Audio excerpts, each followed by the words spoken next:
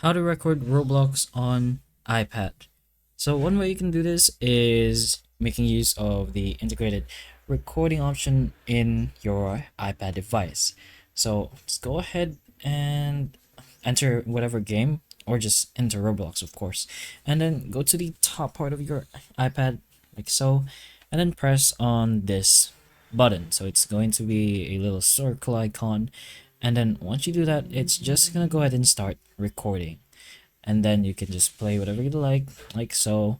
Sometimes it does appear here on the captures, but usually for screenshots and whatnot.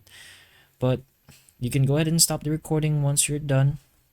Here, make sure you have enough storage when doing this, of course, and then just go ahead and press on the button again to stop on recording. It's gonna appear here. You can press on that to navigate yourself directly to the screen record. But that's pretty much how you record in Roblox on your iPad. So hopefully the information of this video can help you, and if it can, please like and subscribe for more videos like this, and that's all.